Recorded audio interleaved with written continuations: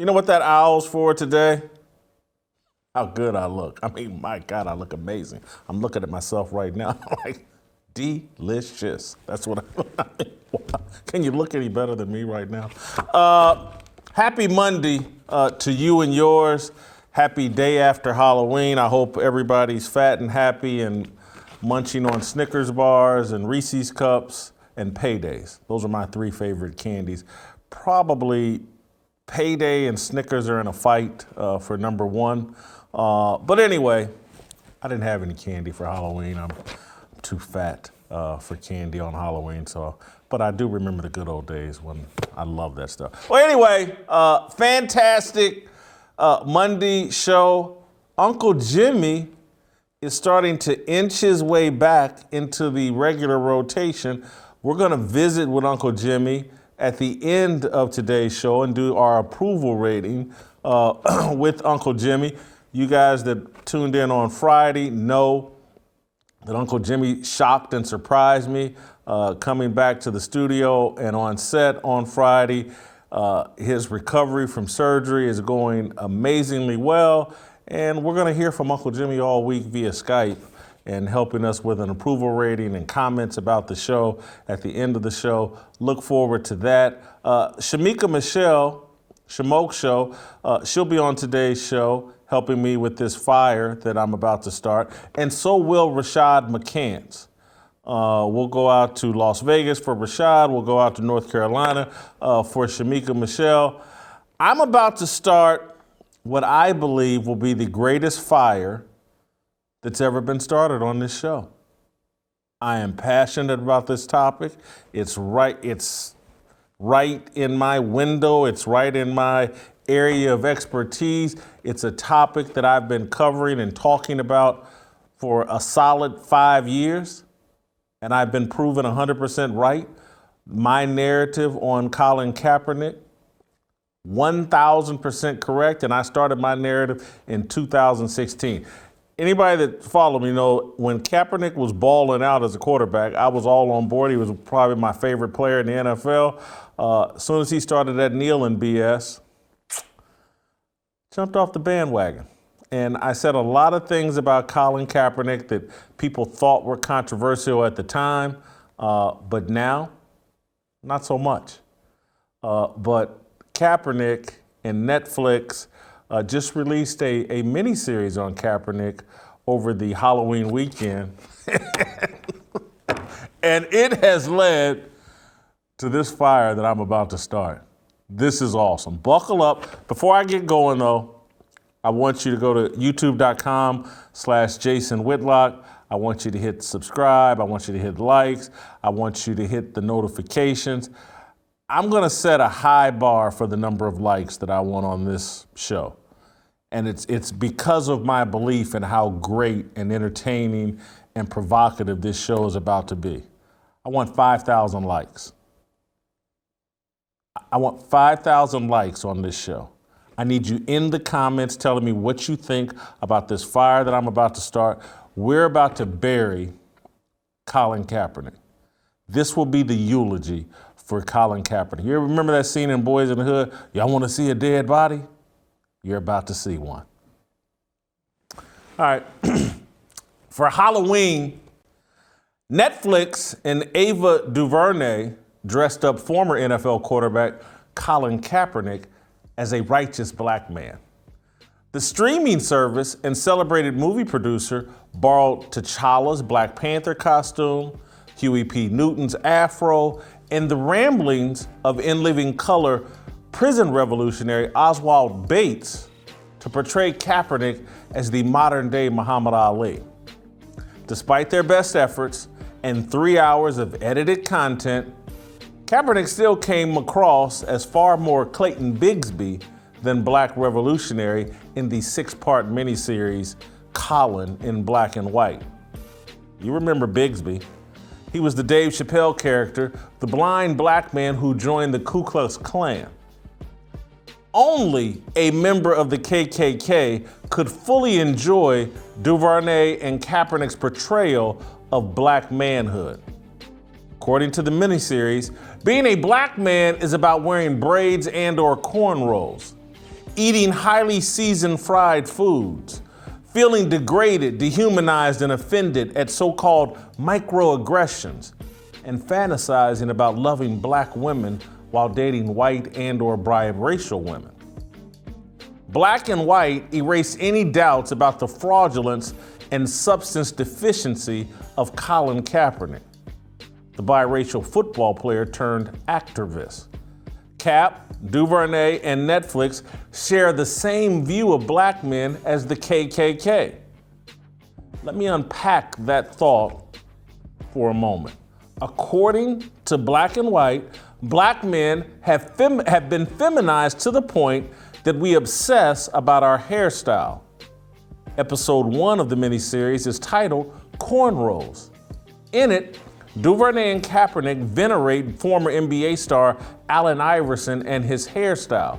Cap states that Iverson embraced his culture. He braided his hair. Watch this clip. He experienced more political policing than passionate praise. Why? Why did this exceptional player with an uncanny combination of grace and grit cause such ire from the powers that were? Well, what he did to start this controversy was simple, deliberate, and true to himself. He embraced his culture. He braided his hair.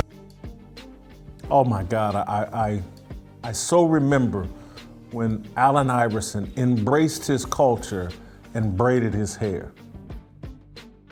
That was such a powerful moment. I mean, because black men have been braiding their hair since when? Jesus Christ was on the cross? Was he the first to braid his hair? I mean, what new hairstyle will Kaepernick next say is black culture? And is black culture, is being a black man, really about your hairstyle? This is a joke, and only an idiot would look at a man braid his hair. Oh boy, now that's black. He braided his hair. He's got cornrows. Nothing could be blacker than cornrows. The episode focuses on Kaepernick's white adoptive parents' mixed feelings about cornrows.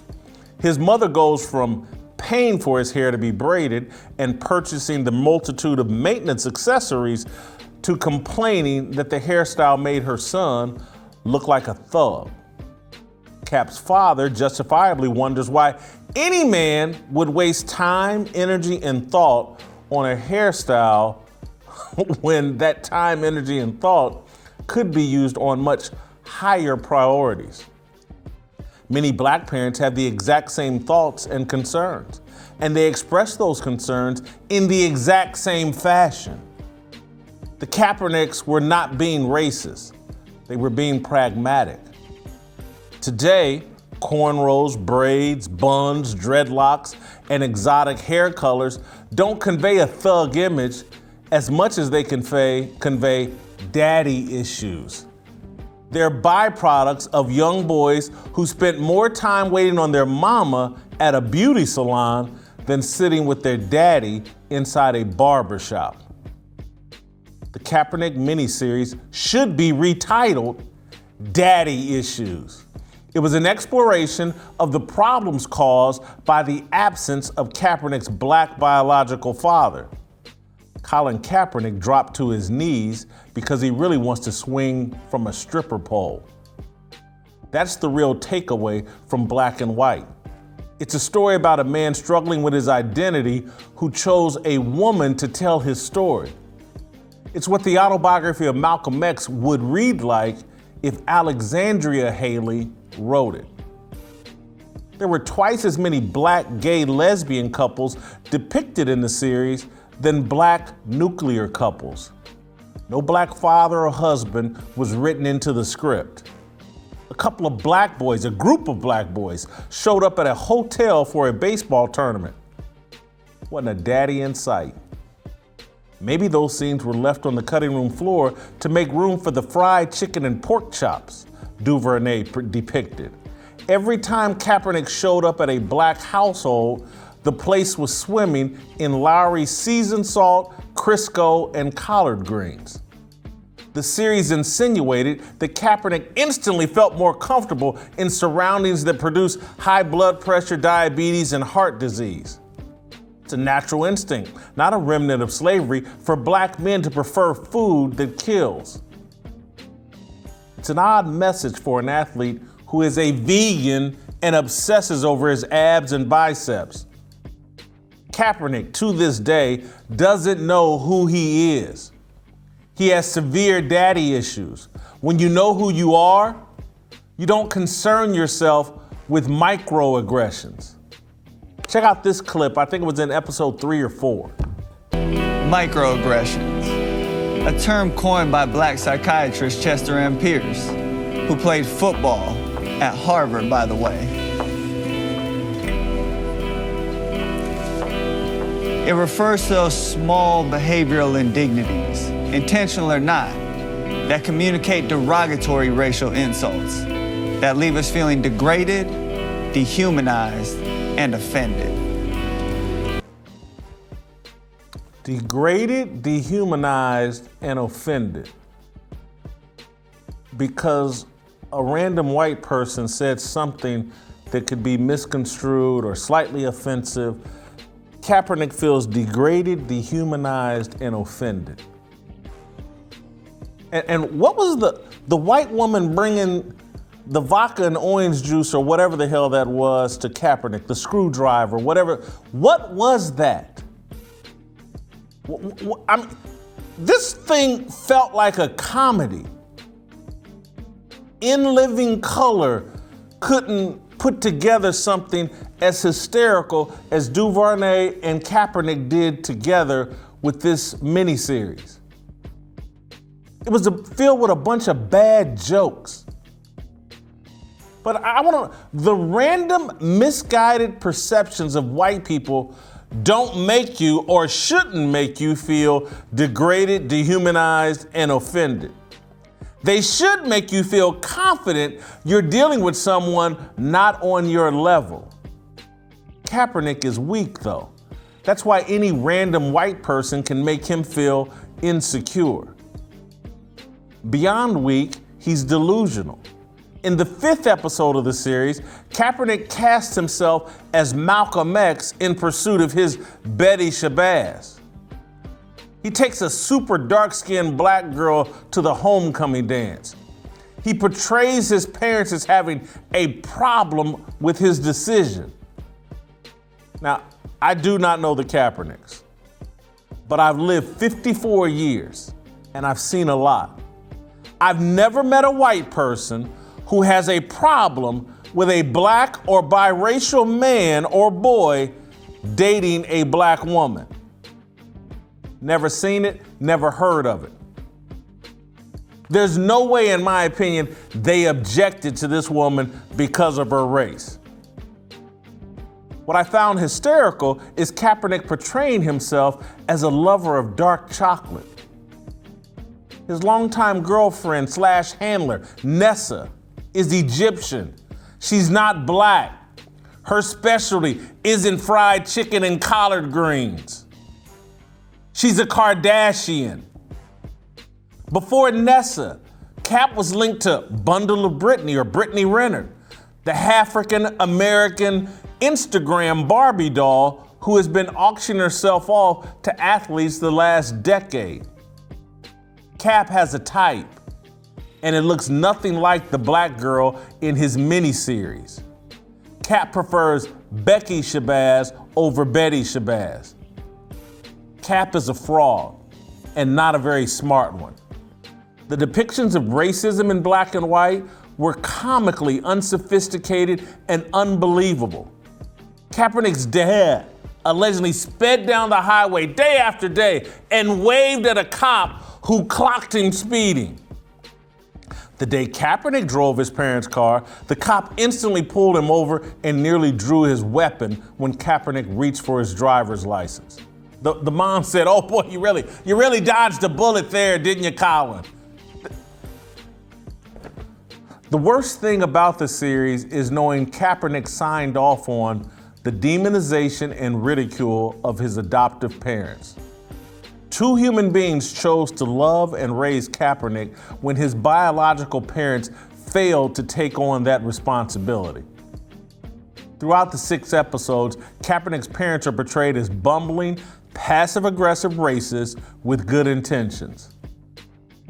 Kaepernick opened the final episode of the series stating that his parents really wanted to adopt a white baby. He said, quote, "Since the day I was born, I was never anybody's first choice."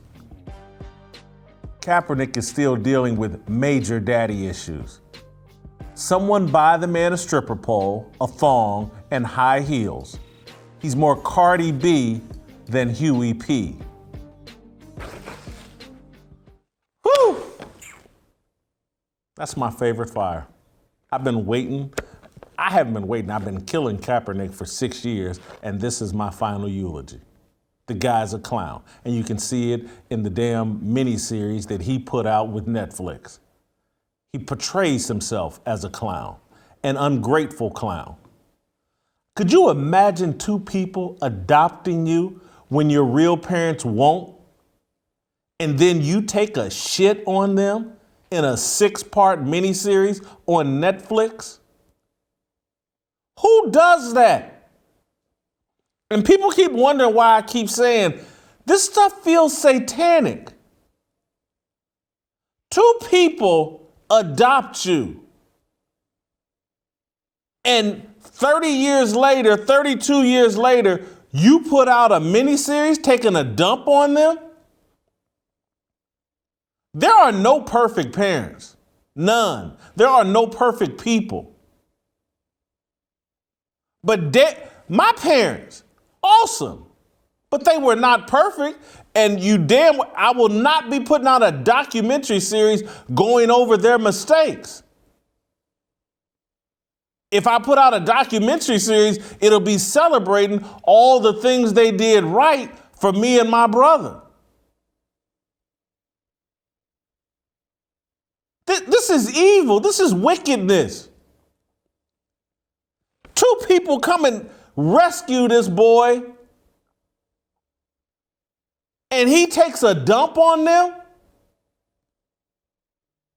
in a documentary portray. They have to live with that. They can't, if they say something and object to the way they're portrayed, could you imagine what would happen to them in this culture, in this society we've created? They would be cast as the biggest racists in the world. And their crime is adopting a biracial son. It would be like the little white girl on The Bachelor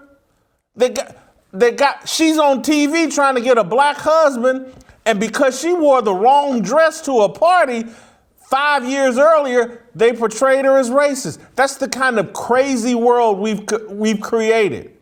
That a couple could take on the challenge of adopting when they already got kids.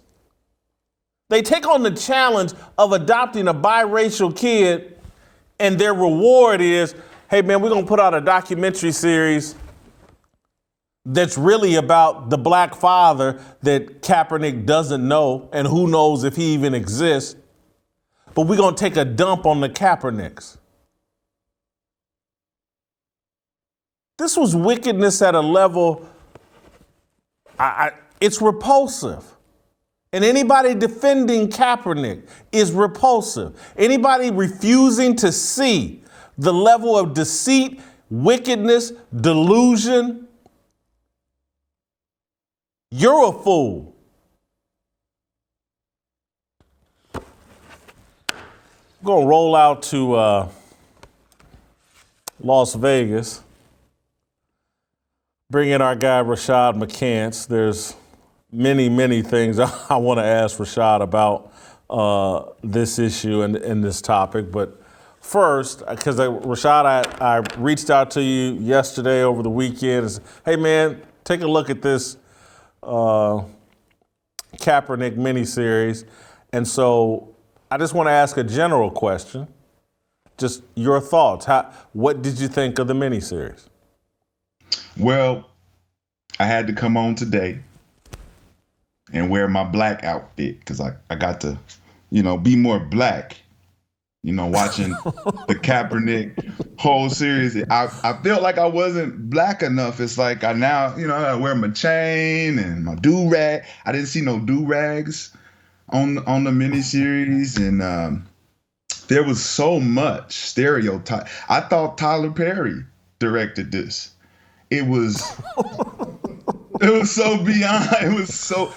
Every two scenes, I heard some type of racial connotation, and everything you said in your mono is just so 1,000% spot on. I don't understand how Robert Townsend can have directed something like this and put it out for further separation, further division.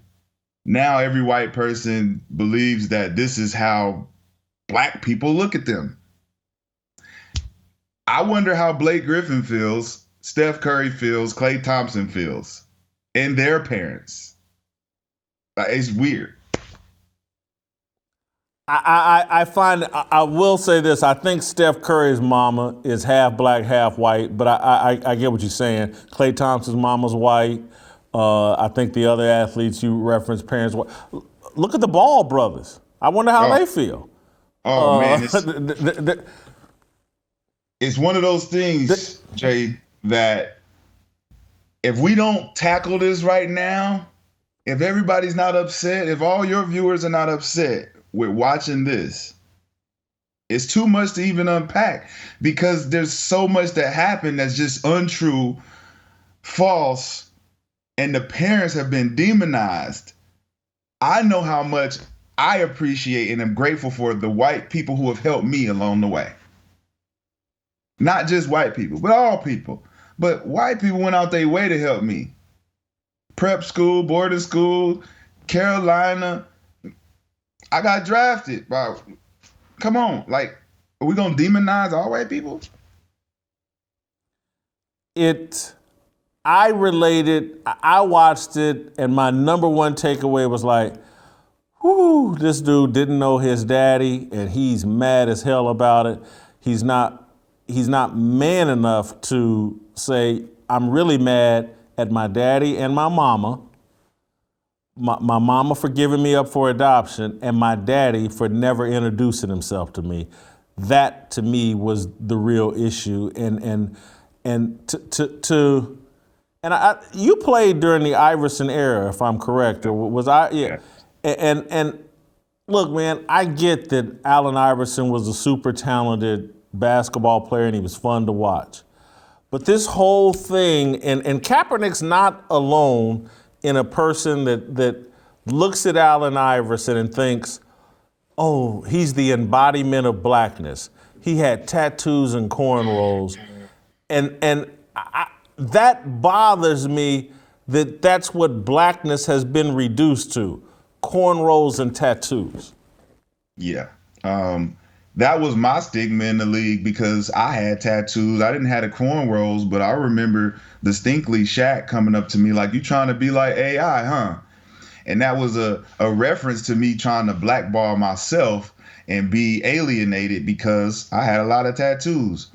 But Colin Kaepernick failed to realize why Allen Iverson got braids. Because everyone before Allen Iverson was wearing afros if you were consciously black. So for Allen Iverson to come into the league with the persona of the urban culture, braiding his hair was making him look less black. Because running up and down the floor with an afro as Allen Iverson would have been, he's really rebelling. Come on, you gotta braid your hair. So the fact that he stepped in front of it now for Colin Kaepernick is like, oh, he was labeled a thug because he decided to. He took the stand and say, man, none of that's true. And you can ask Chuck that. He wasn't trying to be a trailblazer.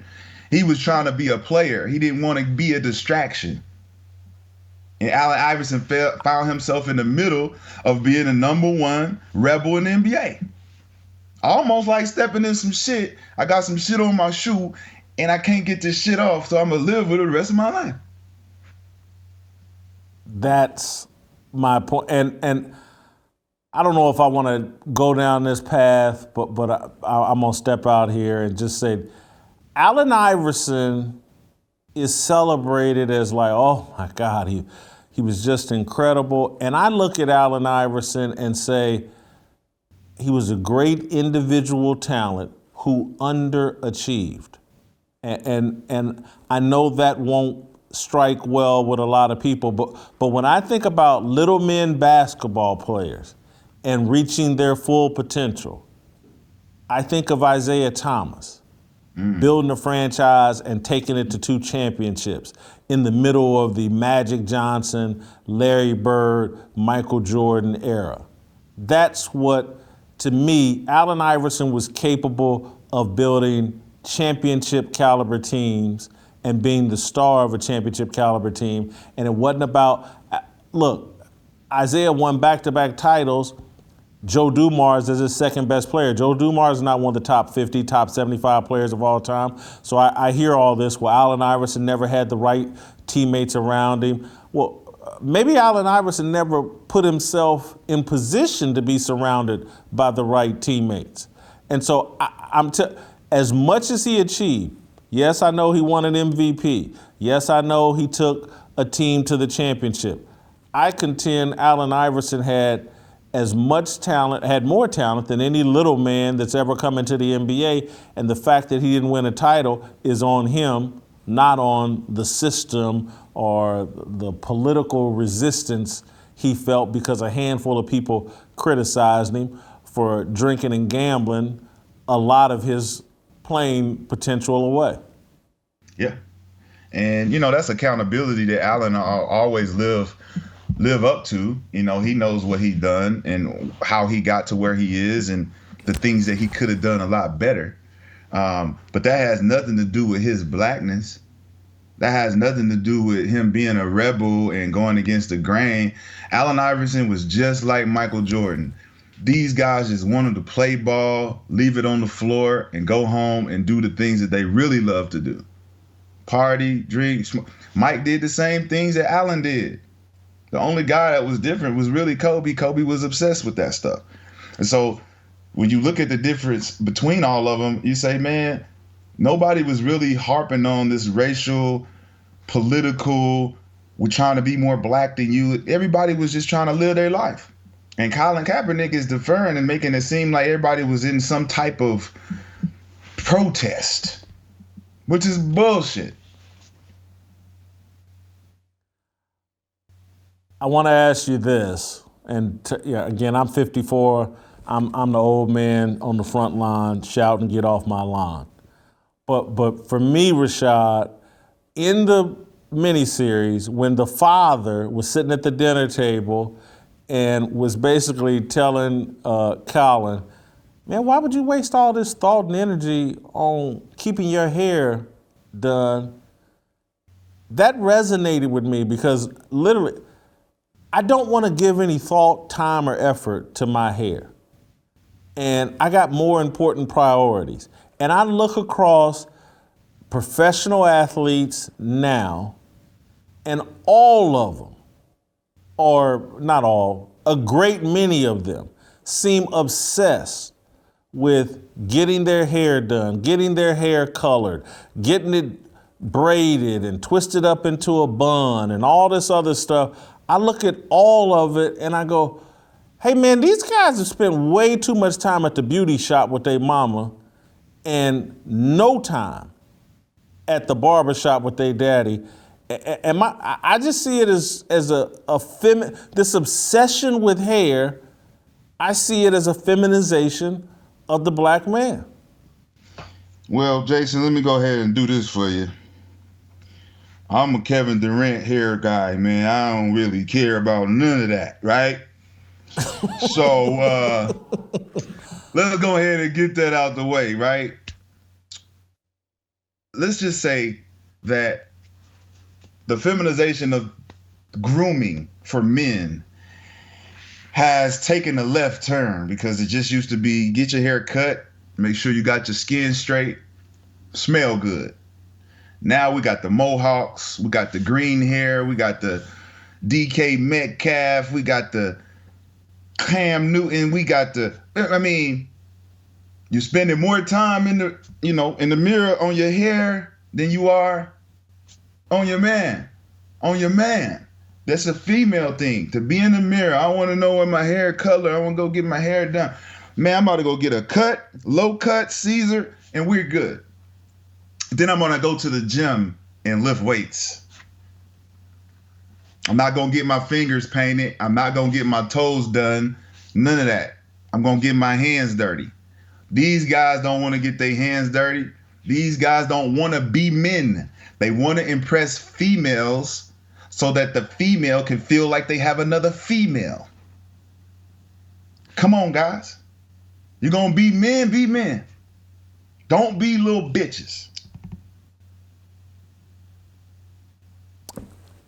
And I know people aren't going to like what I said, but it is what I believe. There's this issue with young black men and these daddy issues. And it's like we don't want to talk about it. All we want to talk about is racism and microaggressions. And somebody said this to me and it felt like this to me. And nobody wants to talk about it. Like if Colin Kaepernick really wanted to get in touch with himself and understand himself and help other young people deal with the issues that they're dealing with, put out a mini-series that addresses what he felt not knowing his father. Because that is the crisis and the issue at the heart of a lot of things we see with black men. We keep wanting to say, oh, it's the police pulling us over when we go 5 miles over the speed limit. That happens very rarely. Black kids abandoned by their father, not knowing who their father is.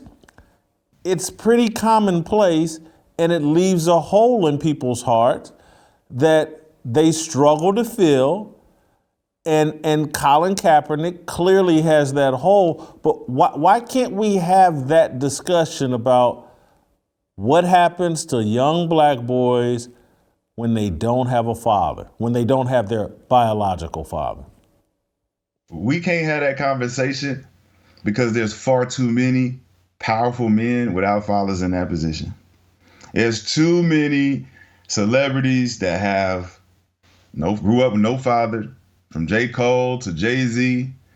And I like to reference Colin Kaepernick to the rapper Logic, the biracial rapper who can't seem to integrate into the black culture, but identifies as black, has a very hard time messaging through his music that he really wants to be a part of the culture, but we won't let him in. Colin Kaepernick in this series displayed the same behavior that Logic's been betraying for the last 5 years. And that is, let me in. I have a percentage of me that's black. What's the problem? Well, here's the problem, Colin.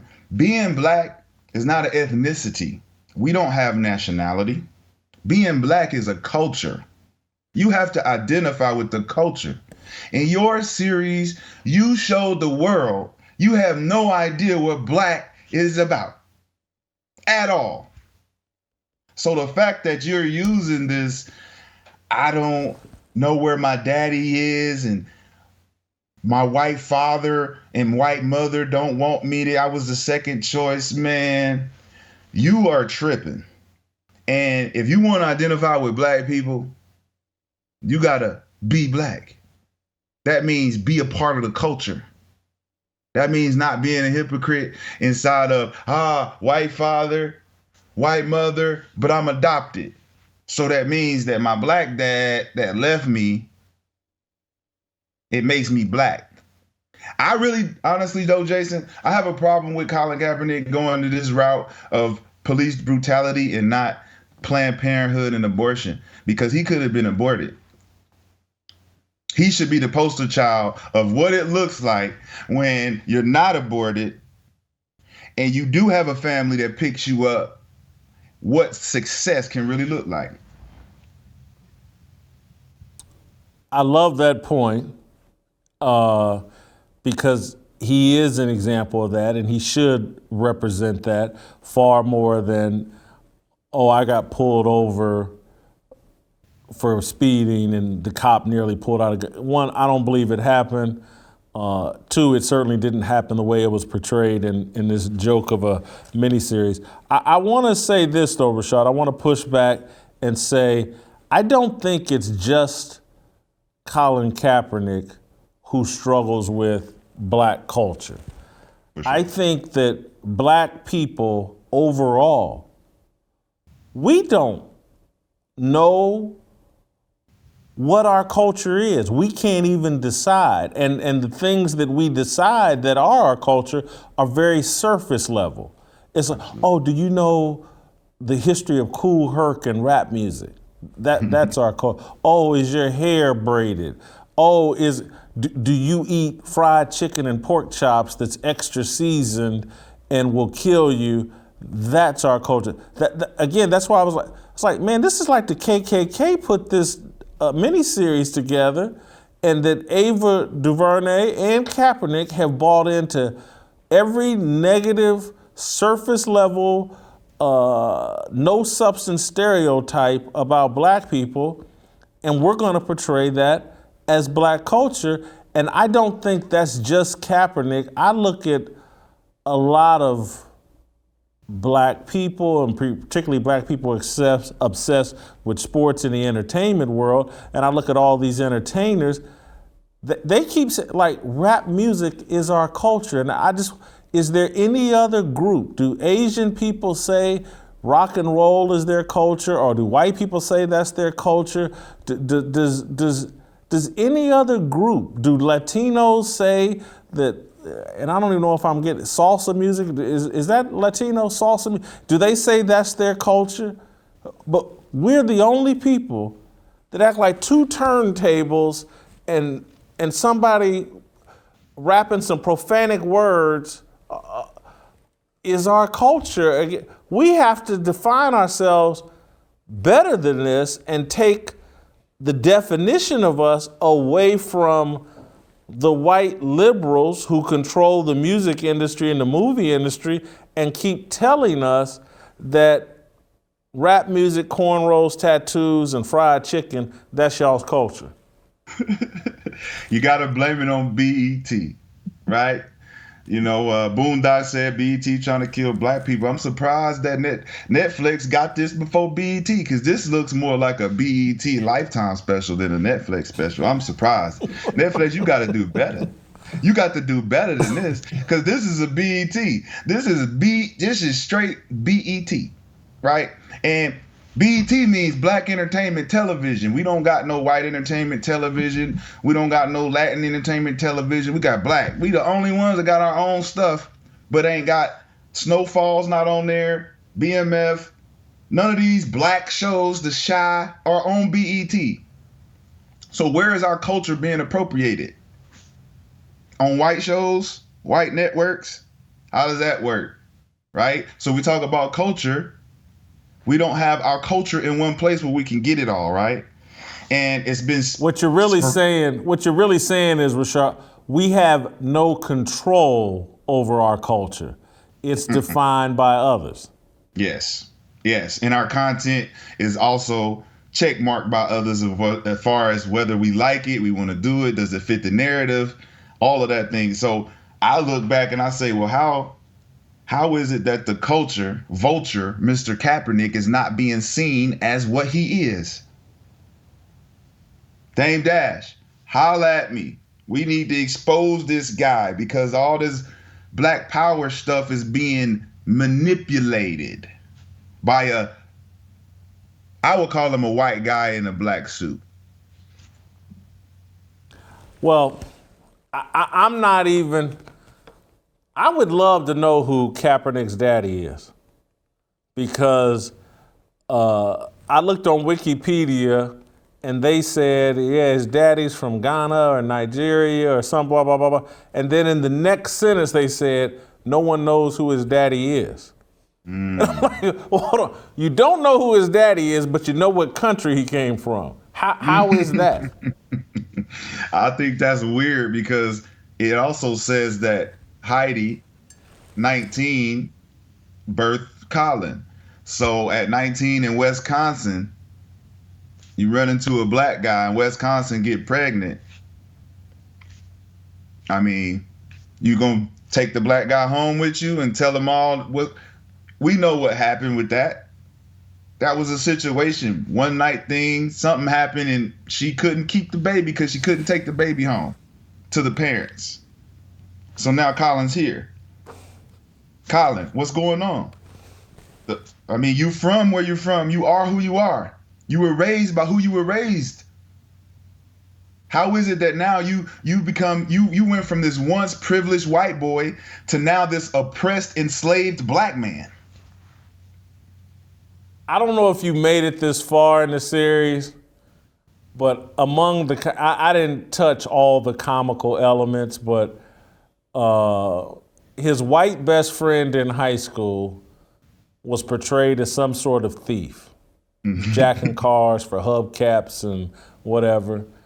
And at one point, this white kid turns to Colin and tells him, "Oh, the reason I don't take you is because if I was out jacking cars for hubcaps with you, I could get shot by the police. If it was just me, I'll just get arrested." And, and I was like, so we got this criminal who in 1990s or 2000, I don't know what year it was, is sitting around thinking, oh my God, if me and Colin steal hubcaps, we'll get killed by the police. And I'm just like, have I heard of a news story where somebody got shot over stealing hubcaps? Was it that commonplace? Stealing hubcaps. Now again, when I was young, I was an idiot and I used to shoplift. We would go to the convenience store and take whatever we wanted. Never crossed my mind that we might get shot. How about this? It just never crossed my mind. The only thing that crossed my mind was, could I run fast enough if they called the cops? And if the cops called me, would they call my mama? That was my only question. I wasn't sitting around thinking, oh my God, they gonna shoot this little fat boy for stealing candy at the 7-Eleven. How about this? How about this? The white kid portrayed the behavior of what they show black kids portraying. So the white kid in the show was being the black kid who was disruptive, stealing stuff, being weird, going places random. We see that as the black kid being the troublemaker. They portrayed it as the white kid being the troublemaker, which to me is like, okay, Colin, you seems like you got your head on your shoulders, right? Like, it's hard for you to be black because we don't got our head on our shoulders, right? We get in trouble. We're thugs. We're criminals. What happened, Colin? You got a good friend with you. You don't want to be his friend. He wants to take the bullet for you. Whole thing was comical. All right, I'm gonna keep it moving. Shemeka Michelle has told me she's got some things she wants to say. She also watched the show. Thank you, Rashad. Great job. But before I get to Shemeka, I want to tell you about our friends over at Good Ranchers and how they can and will deliver the best, better than organic chicken. Their grass-fed and grain-finished beef is better than anything you've tried before.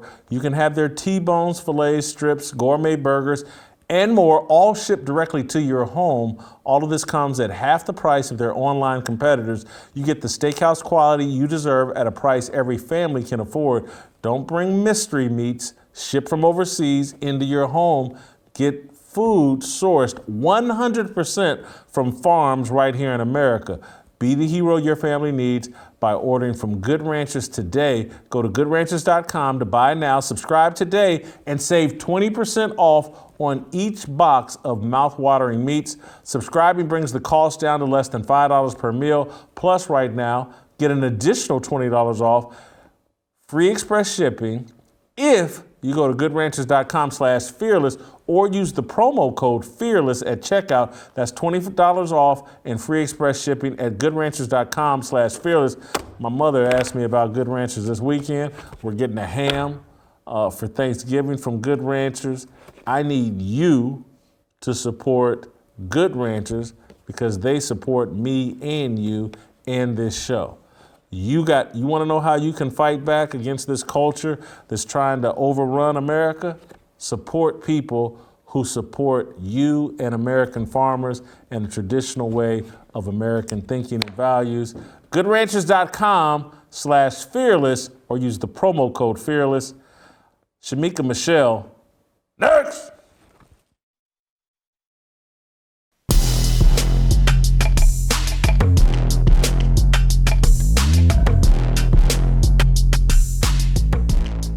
Ow! Time to roll out to North Carolina and bring in Shemeka Michelle, who I also had watch the Colin Kaepernick miniseries. Shemeka, I do want to warn you, I look really good today. Don't be distracted by how good I look. Try to focus on the actual content of the conversation we're about to have. I know it's very distracting. It's going to be hard. All right, so let's start here. Did you enjoy the miniseries about Colin Kaepernick? Well, since they did the whole in living color thing, let me do like the two gays on there and say, hated it. It was terrible. It was the worst thing that I have seen in a very long time. It was really bad, Jason, really bad. And what did I found its depiction of racism really bad, because I thought it was like, well, this is like some 12-year-old kids and how they perceive, or 10-year-olds, how they perceive racism playing out. And then I thought the demonization of his parents, adoptive parents, I thought that was really bad. And then the way he defined being black, I thought was really bad. But what stood out to you? What made it bad to you? Well, I think when I grabbed my pen and paper was when he wanted to give us a lesson on hip hop. And I was thinking, I have seen breaking, beat street, and crush groove. Like, I do not need a lesson on hip hop from someone who looks like he could have been a backup dancer for Menudo. That was the first thing that irritated me about the entire show.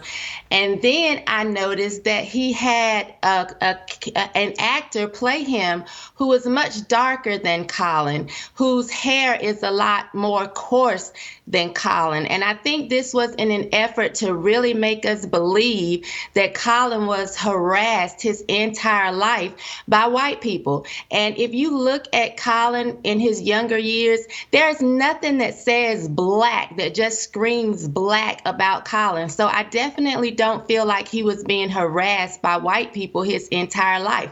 If anything, I think that he was harassed by black men, especially darker black men, who probably told him to sit his $5 ass down before they made change. You know, once Colin came through, the Albie Shores and the Christopher Williams, they were out. You know, Wesley Snipes and Marge Chestnut, they were in. So I just feel like this was a terrible effort for Colin to just make it seem as he was the blackest black dude on the planet. And it was very unbelievable. I was just talking with Rashad about this. There's not 1,000% proof that Kaepernick's daddy is actually black. I've heard people argue like he looks more Middle Eastern than black. Yeah, I think we could probably find Colin's daddy somewhere walking in the desert, wearing a pair of sandals, stopping periodically to milk his pet goat. There's nothing that really just screams black to me. His nose, the hook in his nose looks like I could hang my coat on it. I just don't believe the whole, you know, my daddy is black. And I hate to be the one that has to qualify black people, but Colin just comes across so inauthentic that I feel like he opens the door for me to just say, boy, sit down. I just don't believe that. Looks like his daddy could own, Colin looks like he could own a 7-Eleven. I was going to say he could dress up as Osama bin Laden on Halloween, and it would be a hell of a impersonation. And so, and literally, one of the most remarkable things I've ever seen, I just said this to Rashad, is like, Wikipedia said, oh, his daddy's from Ghana or Nigeria, someplace in Africa. And then in the very next sentence, or maybe even in the same sentence, they say, but no one knows who his daddy is. And I'm just Right. like, well, how the hell do you know where he came from? This is crazy. And I thought, I want your take on this. What did you think about the relationship with the dark-skinned black girl at homecoming? I just didn't buy it, because I'm like, well, hold on, Colin. In adulthood, you sure seem to like white women. Your girl is Egyptian. That ain't black. She looks more like a Kardashian than anything. Bundle of Brittany Renner. She's allegedly half black or whatever, but she looks like, a mixed race Barbie doll. This whole thing that, Colin was really in love with this deep, dark chocolate, what they call her, blue-black girl, I just didn't buy it. Yeah, I didn't like the way they tried to say, oh, she's blue black and this crispy crystal. First of all, the girl that was in there wasn't even that dark. And if you think about the time when Colin was in high school, I guess that would have been around, 2002 or 2003, black girls were popping. You had Foxy Brown, who had already came through. Everybody wanted some of that na. You had Jill Marie Jones portraying Tony on Girlfriends.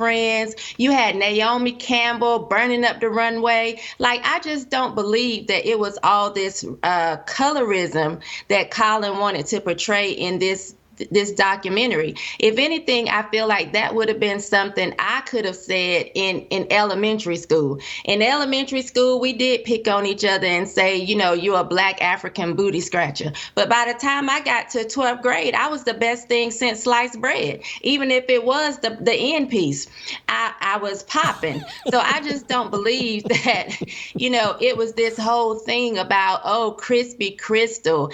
And then when they were sitting at the restaurant and his hands start shaking and he's apologizing for, not being there for her, and then her hand is shaking. It was so dramatic. He put his hand across the table and he was like, you deserve my respect. You deserve my time. Like this huge black woman affirmation. And I was thinking, I didn't wait my entire life to hear some light, bright, almost white man make me feel validated. I just felt like it was just overdone. And it was too much. It was really overdone and it was very inauthentic.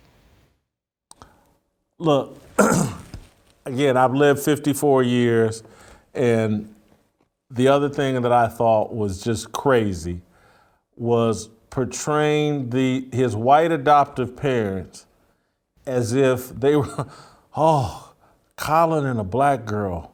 We can't stand for that. I've met some racist white people. I've met clearly some non-racist white people. I don't know any white person. I haven't met them, and maybe y'all can leave a comment on YouTube or email me or something. Just let me know. I haven't met any white people that are mad when a black and or biracial black boy likes a black girl. I just haven't met them. And so to me, when I was watching, I was like, no, his parents may have objected to this girl, but the objection might have been, was her family ghetto? Was she ghetto?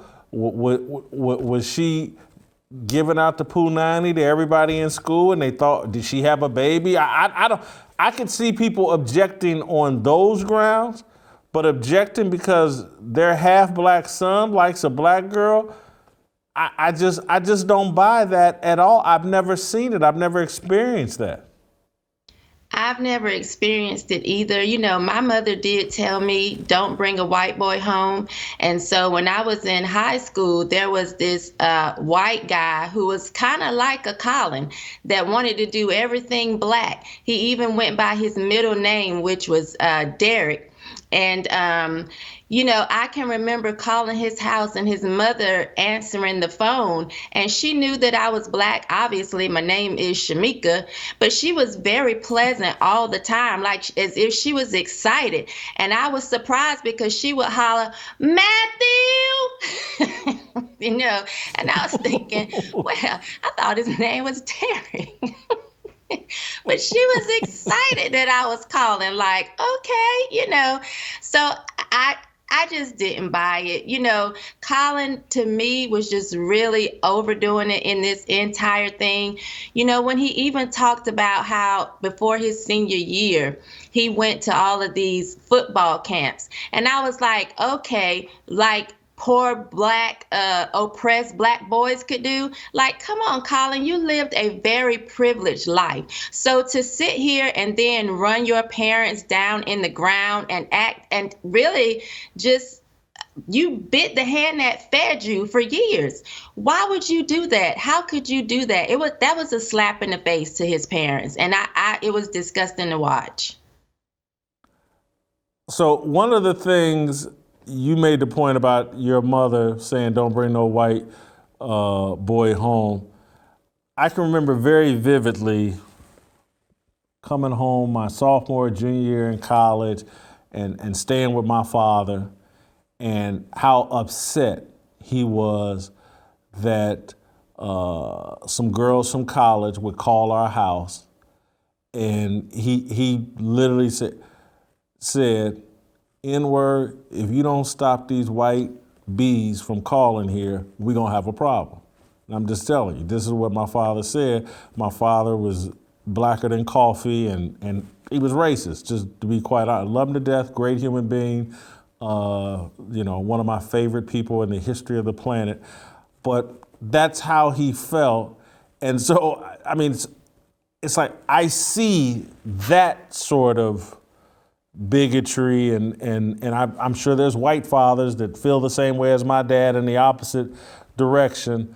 But I'm saying all that to say that I was a candidate to have a mixed kid for a long period of my life. And at the time, I thought nothing of it. Now, when I look at this generation and think, oh my God, you know, I could have had a Colin Kaepernick, and because I think mixed kids struggle with their identity and do all kinds of things to try to portray themselves as super black, the Superman of blackness, and it just drives me crazy. And I know we're sitting here to what my mother calls thoroughbreds. We're sitting here discussing mixed race kids. But has it been your experience that mixed kids struggle with identity issues perhaps more than thoroughbreds? I definitely see that all the time. If you look in just Hollywood or in celebrity world, those are the loudest ones, the ones that are mixed and just seem like they have to prove how black they are. You know, with everything they do, the way they talk, you know, I felt like I needed to get up here like Rashad when he said he had to put on a do-rag. I was going to tell y'all to call me she-dog. Yay, you know. I just, they are the ones that go above and beyond to just prove I'm black. I'm included. Please include me. See, I'm just as down as you are. And they constantly have to put out black power statements, whereas I don't feel like I have to do that. I'm just who I am. Every morning I look in the mirror, I see black. There's no question about it. So, you know, I do feel like it's the mixed breeds that are trying to kind of figure out who they are and want to prove that they belong and that they fit in somewhere. You know, I never got as far as you did, as far, as thinking maybe I'll have some mixed breeds. I think when I just dating that one person, when I went to kiss him and I couldn't really find his lips, and that was enough for me.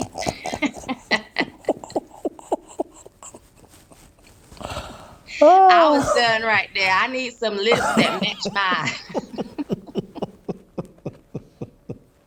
So I don't even know the answer. I don't know my answer to the question I'm about to ask you. But who do you think is more responsible for the confusion that mixed race kids feel?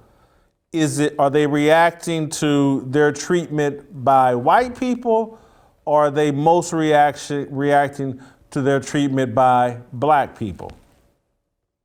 I don't know the answer to that either, Jason. I did have a conversation a couple of years ago with a very light-skinned black woman who said she did feel ostracized by black people growing up, that just, she never felt like she fit in because she was so light and she had light colored eyes. And she says that she was picked on a lot and that she just never really could get her grounding in the black community. And so I do feel like maybe as black people, maybe we are gatekeepers, like you're not black enough. I know for me, I don't think I have an issue with the color of their skin so much as I have an issue with the behavior. Like, I don't like the going above and beyond, because those that just, I have lighter skinned friends and mixed friends that they just are, they don't make this big to do about being black. They just are who they are. And so, I don't know which one of us is worse, the blacks or the whites, but I do know that I'm going to raise an eyebrow when you come around feeling like all you need to talk to me about is rap music and you speaking in all this jargon that I don't understand. It's a lot of slang that I'm not hip to. And so if you come around me feeling like you need to act extra black because you see that I'm brown skinned and my hair is nappy, I'm going to have an issue with that. I'm going to then be the one telling the light-skinned chick, sit your $5 ass down before I make change. Don't play them games with me. Just be who you are. I think and I was listening to you and thinking of my own response. I can't say which group puts the most pressure on, but I can say what we do. And so when I listen to Colin Kaepernick talk, first thing I think is, well, he don't sound very black. And I could definitely see as a kid mocking his way of talking. And that was the thing. Like when they ran into the black kids at the hotel from the other baseball team. And the first thing I thought was, I thought that whole engagement would have been different, because I've been on both sides of that. I've been with the all black group and run into the suburban group that has a one or two black kids, and I know how we acted towards those kids. I've been in the group where it's the suburban kids and me and one other black person, and you engage with a group of other black kids. And I know it's almost like if there ain't enough bass in your voice, the black kids are going to ridicule you. And that's what Colin lacks, some bass, and he sounds nerdy and goofy to some degree. Colin, they say, is like he was like a 4.0 student in high school or whatever, really. And I've experienced, because I never made straight A's, but I've experienced where you get teased for making too good of grades. What, you trying to be white? Blah, blah. I've seen that. I'll never forget my last day in public school, School 83 on like 34th and Emerson in Indianapolis. I can remember my last day there in third grade. We ridiculed the hell out of some kid that had straight A's. I mean, whole way walking home. Can't believe your report card. You trying to be white, blah, blah, blah.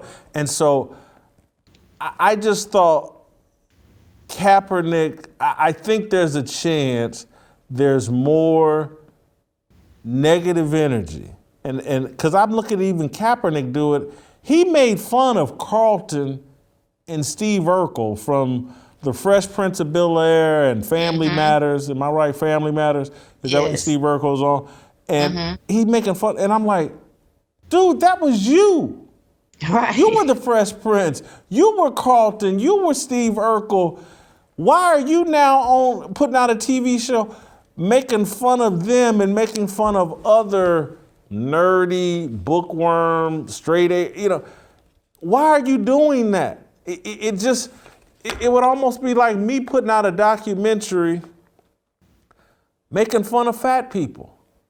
And I was like, well, hold on, ain't that you, bro? and literally, that's why he's ridiculing himself in this documentary by ridiculing Carlton and Steve Urkel. And that's why I just keep saying, he doesn't even know who he is. This guy has daddy issues.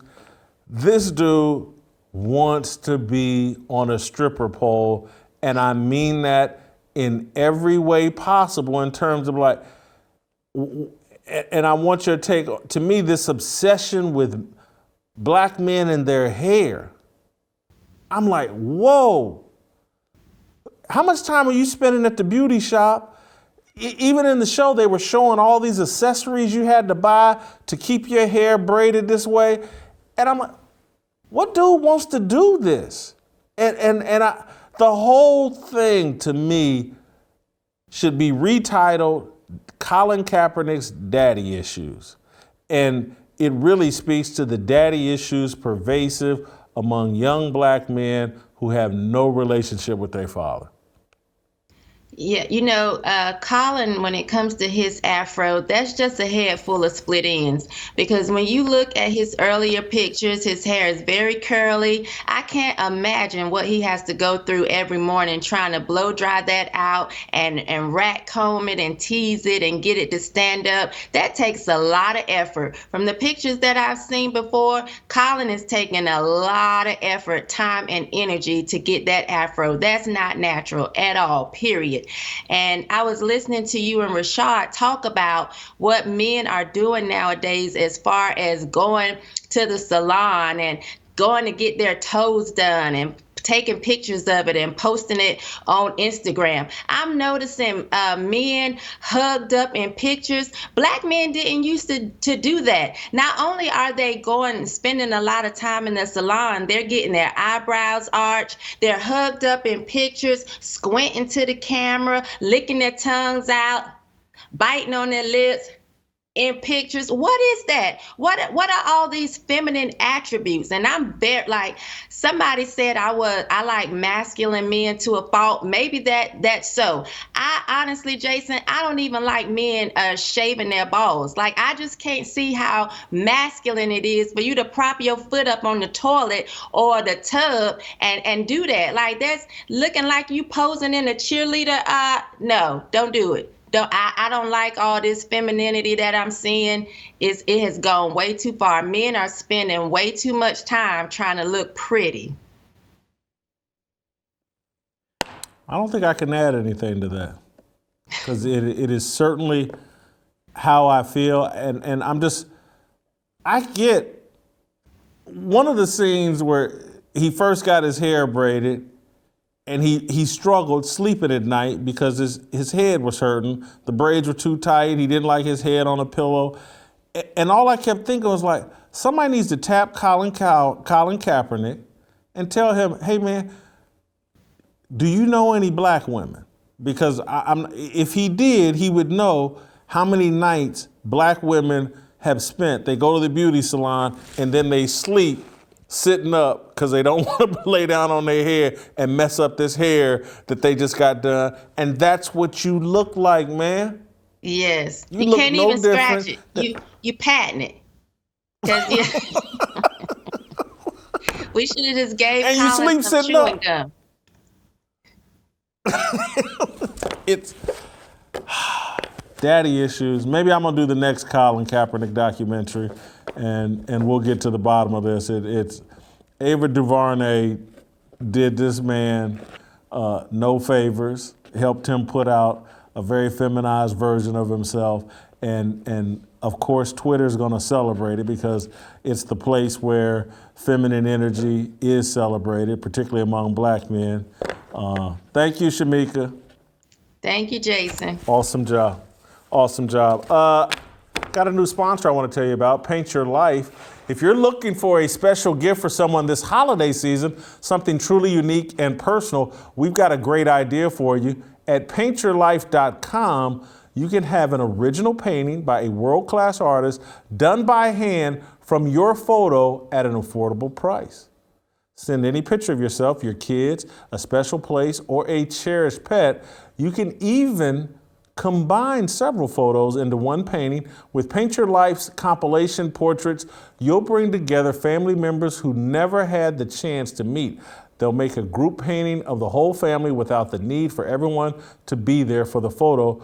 We just sent off a photo of Jimmy and I to Paint Your Life using their user-friendly website. It was so easy, and we picked out the style, approved it online, and can't wait for it to arrive. At paintyourlife.com, there's no risk. If you don't love the final painting, your money is refunded, guaranteed. And right now, as a limited time offer, get 20% off your painting. That's right, 20% off and free shipping. To get this special offer, text the word FEARLESS to 64000. That's FEARLESS to 64000. Text FEARLESS to 64000. Paint your life. Celebrate the moments that matter the most. That is an awesome Christmas gift for someone in your family. It's a great way for you to support a sponsor of this show. All right, Uncle Jimmy and our approval rating. Next.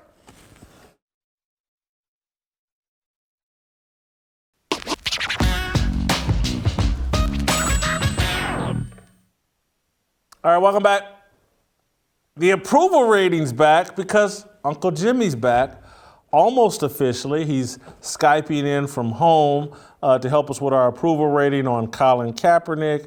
And, you know, Uncle Jimmy may have a few comments about what he thought of the job I did or Shemeka or Rashad did during the show. For those of you, let's refresh your memories about the approval rating. It's 4 different categories: job performance, character, authenticity, it factor. Everything's graded on a scale of 0 to 25. Job performance, 0 to 25. Character, 0 to 25. We take the 4 scores, add up the 4 scores. That'll give you a range of 0 to 100. And then we have different categories for the approval rating. Guess where I am at actually on Colin Kaepernick. So let's bring in Uncle Jimmy from... Guess where I'm at on Colin Kaepernick.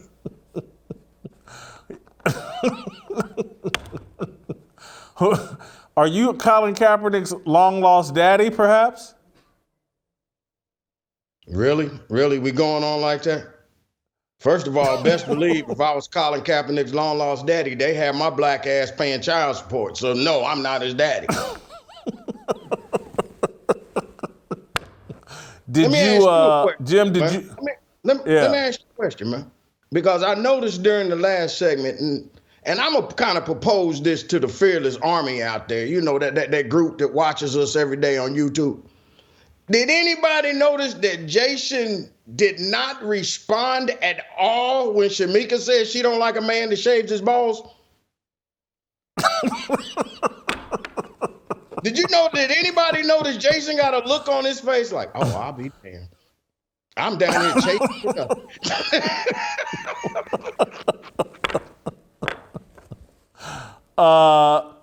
Jim, did you watch the miniseries on Kaepernick, and did you enjoy it? First of all, you know I'm one of the founding fathers of the Kaepernick Nation. You know, I you know that. So yes, I watched every moment of it and enjoyed it. And I enjoyed it. As a member of the Kaepernick Nation. Yes, I enjoyed it. As a member of the Kaepernick Nation, I'm not surprised that you enjoyed that. Yes, I did. And I can't really understand why you and other people are coming down so hard on this young brother. I mean, seriously, What's your defense of him? First of all, he did not have a daddy. Not only did he not have a daddy, he didn't have a cousin, he didn't have an uncle, he didn't have a nothing. So how you gonna talk bad about him for the black man that he became? Because he's making it up as he goes along, and perhaps he should stand down on trying to be an authority to everyone else. The thing I didn't even get into this, but the thing I really didn't like about the show is, like, to me, it's directed at kids. That show is put out for the consumption of young kids. And Kaepernick and Ava DuVernay are trying to define for young kids what blackness is. And they reduced it down to fried chicken and pork chops, cornrows and braids, and I just took my hair down. Go ahead. Go ahead. So I just think that being black, there's more to it than cornrows and braids and hip hop music and seasoned salt and fried chicken. Can I ask you a very serious question? And I thought about this since you and I had our conversation, and I could be wrong. At any point during this 6-part documentary, did Colin Kaepernick ever say he was black? I'm just asking you a question. Did he ever say the words, "I'm black"? He never did. All of y'all put that on him. He was telling a whole nother story, but he never said, just like Tiger Woods never said those words. This dude never said I was black. Y'all putting that narrative on him. Now, granted, and so he might dress in all black. He might dress like he black, okay? But the man never said that he was black. Well, he's certainly not in my book or Shemeka's book or Rashad McCants' book. I think, he broke out his little Black Panther T'Challa outfit like he's living in Wakanda with his Egyptian white woman, Cleopatra. So a black man can't wear a black suit with a nice suit, with a nice, well-groomed afro, and now he got to be looking like T'Challa. I mean, see, this is what I'm trying to see. What are we doing here, man? The man was just dressing real nice. He's trying to tell young kids, take those braids out of your head. Put those pants. But you're missing the message. I certainly did. Let's get to our approval rating. I don't think anyone's going to have to guess where I have Colin Kaepernick. In job performance, I do rate him very high. He's a pawn for liberal white people, and he does it at the highest level. I give him a 24 in job performance. Well, you might find this amazing, but we are actually in agreement, because in his job performance, as a movie director, as a spokesperson for the Mulatto Nation, I give him a 24 also. All right, here's where we disagree quite a bit. In terms of character, the man puts out a documentary taking a dump on his white adoptive parents. I think he has no character, zero. I think that if you look at what he did, okay, you said he didn't have a father. He has no. He did have a father. He has no black father. He has no true black lineage. But see, you have to understand, we live in a world today that you can create and become anything you want to be. You can be a woman and you can become a man and then run for senator. So this character that he's created, which is the new black man, whether you and I like it or not, you and I are the dissassinors of the black lineage, because we are outdated. Him And Patrick Mahomes and Steph Curry, those are your new Negroes. So yes, he's playing that character role to the fullest. Got him at a 20. Authenticity, I think he's completely inauthentic. I find no authenticity with Colin Kaepernick, a 0 as well. I was really basing this off of the documentary itself, and this is where I really found it to be authenticity. Because are you trying to tell me when you go home and them family gatherings, there's not an ounce of fried chicken, there's not one fried pork chop, there's not one drop of macaroni and cheese, and there's not one drop of Kool-Aid consumed?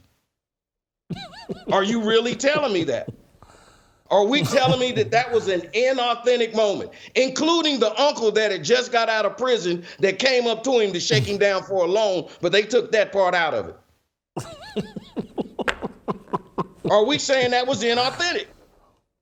I have lived that experience, and particularly at Thanksgiving time. Let me holler at you, cuz. I've heard that. Let me holler at you for a minute, cuz. Step outside. Hey, man. I have heard that, and it always growing up. and it always leads to somebody asking me for money. It factor. I'm low on that as well.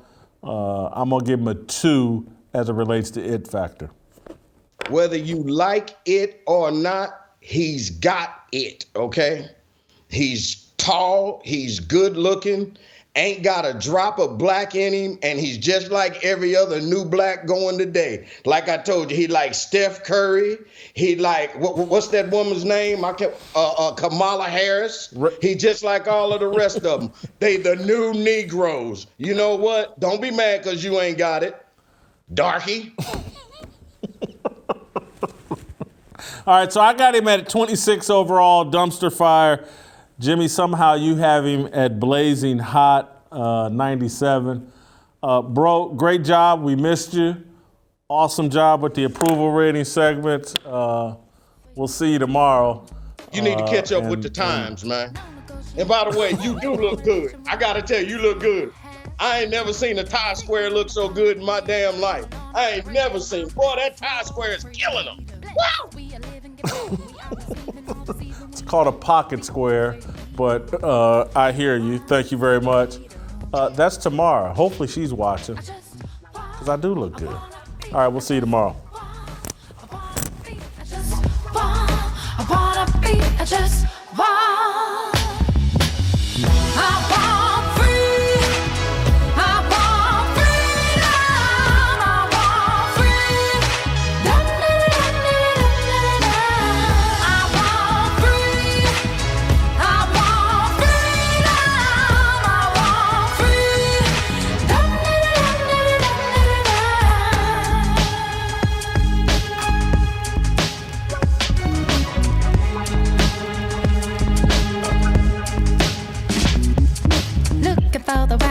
Looking like it's my time, feeling all kinds of free. These words are our religion, all regrets and our decisions. We all wanna go to